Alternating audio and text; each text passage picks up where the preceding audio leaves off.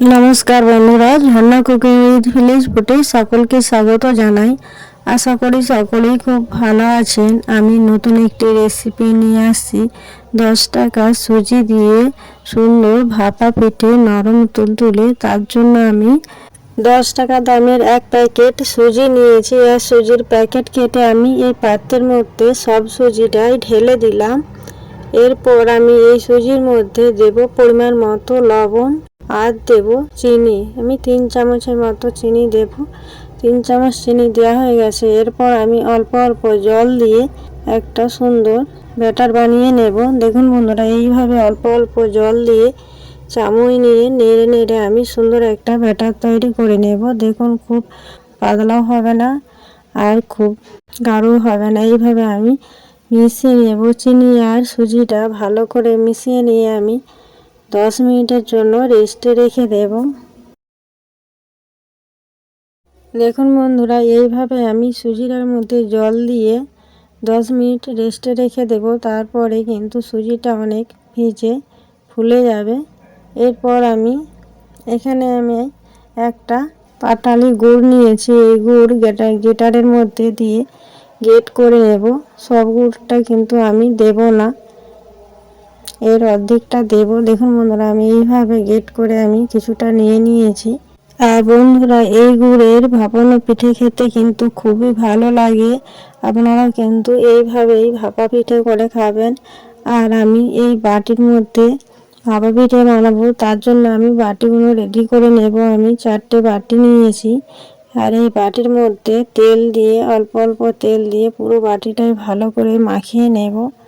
দেখুন বন্ধুরা, এইভাবেই কিন্তু আমি হাত দিয়ে সব বাটির মধ্যে তেল মাখিয়ে নেব।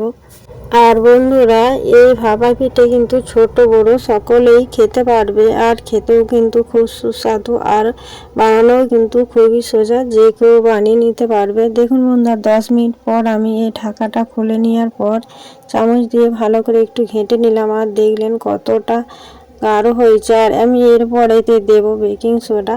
বেকিং সোডা দিয়ে খুব ভালো করে মিশিয়ে নেব আর একটু চামচ দিয়ে খুব ভালো করে ফেটিয়ে নেব। দেখুন বন্ধুরা, এইভাবে আমি একটা ব্যাটার তৈরি করে নিয়েছি।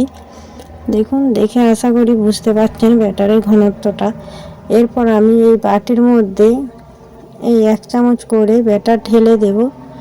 4টে বাটির মধ্যে আমি 1 চামচ করে ঢেলে দিলাম। এরপর যে আমি পাটালি গুড় গ্রেট করে রেখেছিলাম, সেই গুড় এর উপর দিয়ে আমি ছড়িয়ে দেব। দেখুন বন্ধুরা, এইভাবেই কিন্তু ছড়িয়ে দেব। এর ফলে কি হবে, দেখতে কিন্তু কত সুন্দর লাগবে। এর কালারটাও কিন্তু দারুণ।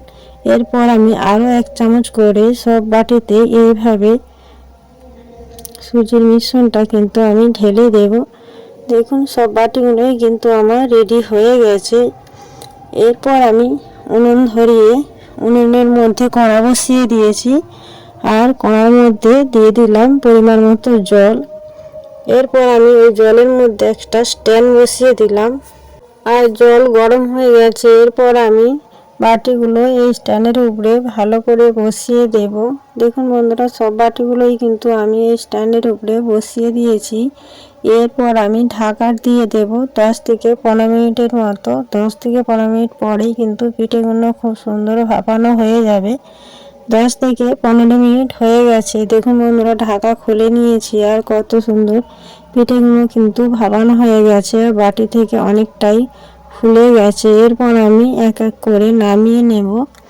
এরপর এগুলোকে ঠান্ডা হওয়ার পর আমি আপনাদের দেখাবো। বন্ধুরা, আমার রেসিপিটি যদি আপনাদের ভালো লাগে অবশ্যই লাইক আর কমেন্ট শেয়ার করবেন।